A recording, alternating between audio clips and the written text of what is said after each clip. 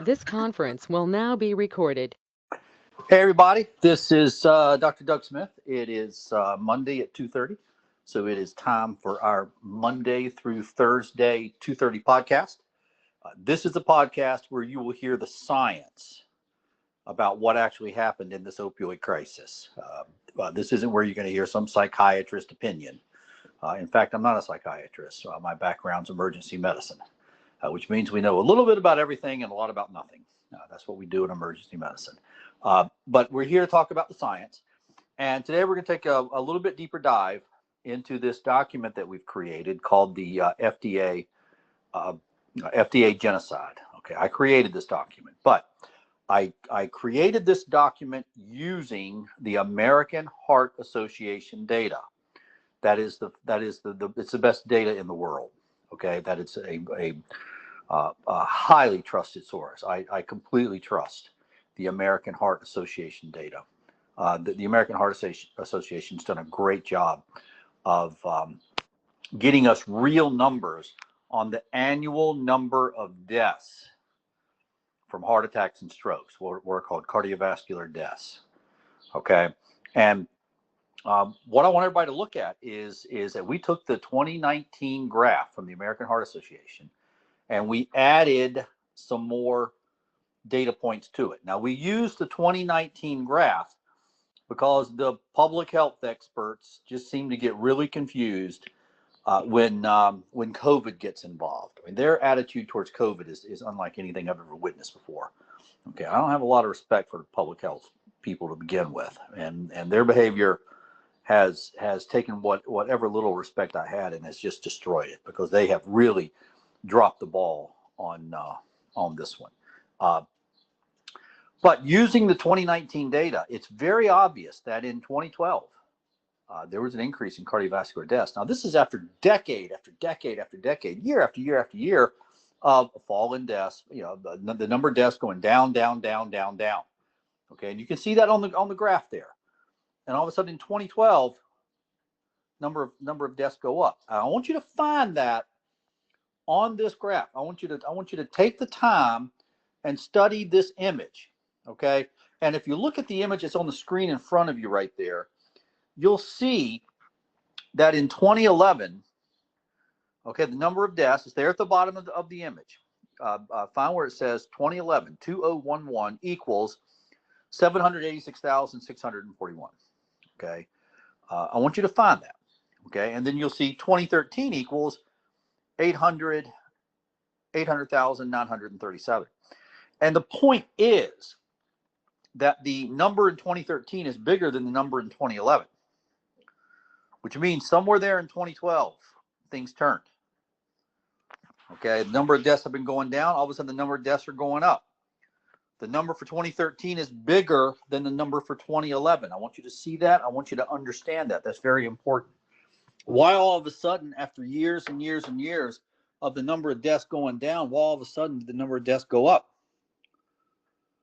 And how come nobody has said anything about this? We're the only ones talking about this. Okay, go online and Google and try to find some information. Okay, what you'll see is some nonsense about, oh, the number of heart attacks went up during COVID. No, this happened 10 years before COVID. COVID happened or 8 years. COVID happened in March of 2020. Okay, we're looking at something that happened in 2012, 8 years before COVID. Okay, so when someone says, oh, there was an increase in cardiovascular deaths during COVID, no, the increase started 8 years before COVID. That's a very important point. The increase started 8 years before COVID. The FDA, the CDC, the public health experts, everybody's missed it. We're the only ones talking about it. Like if you can find anything else out there where somebody's talking about it, send it to me. Okay, I mean, I research this stuff nonstop, and I can't find anything reasonable that somebody has said. This was just completely missed. Okay, everybody missed it. We're the only ones talking about it. Even the cardiologists aren't talking about it. Okay, and it all comes down to 2011 and 2013. The number in 2013 is bigger than the number in 2011. Now, we then took the remaining data from the American Heart Association, and you see that there at the bottom. You see 2019, 2020, 2021, 2022, and you see the numbers get bigger every year. 874,000, 928,000, 931,000, 941,000. Okay, the numbers get bigger. Okay, there are more deaths every year.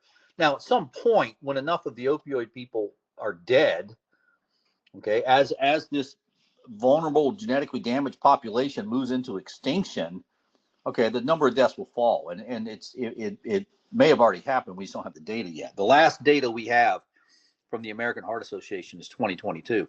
Now, look at that red triangle that we built. Look at the top line. Look at the number of deaths just marching up, up, up after 2012. Okay, look on there and you'll see 2011, 2013 down the bottom. Then up on top, you'll see 2019, 2020, 2021, 2022. And then we took a straight edge and drew a line on out to 2025. That's what's called an extrapolation. Okay, we don't have the data yet, but we drew a line of if everything stays the same where it would be. Okay, and that whole triangle is created by the difference between where we would have been if the deaths had continued to go down and where we are since the deaths went up. That's called an extrapolation.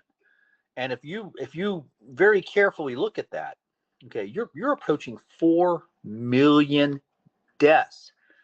And these were people who weren't scheduled to have a heart attack or a stroke. They weren't on God's list to have a heart attack or a stroke. Okay, these were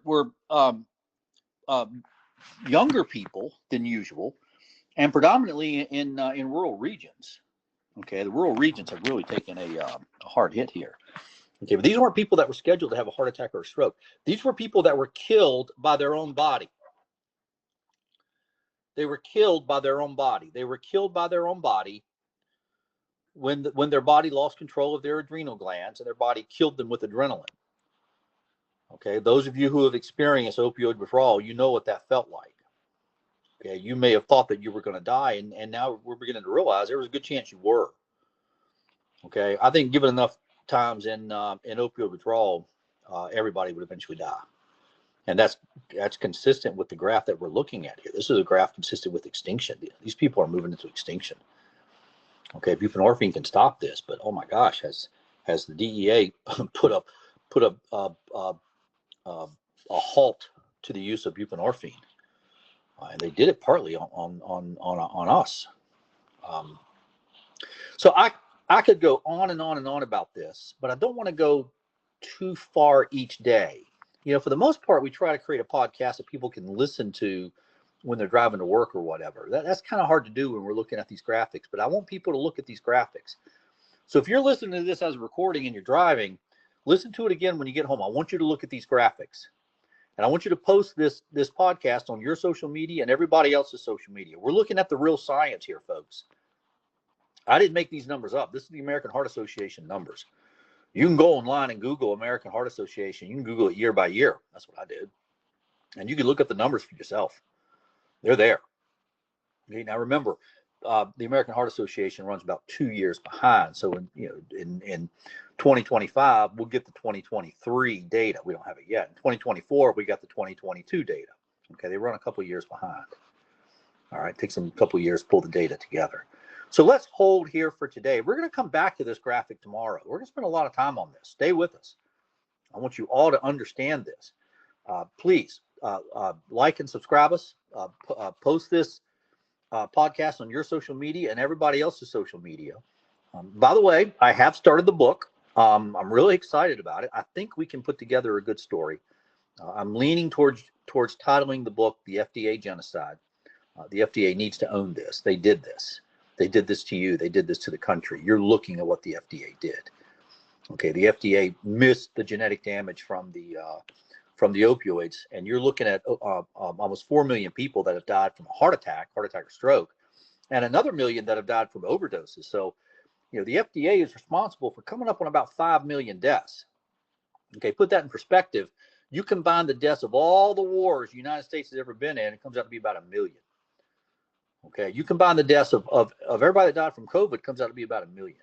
Okay, we're coming up on 5 million deaths. This is unlike anything the world's ever seen. Okay, and that's why we're calling it a genocide. And that's why we're calling it the FDA genocide. We're a little long today. I tend to be a little long when I go over this FDA stuff. We're going to hold here, and we will be back tomorrow. Thank you.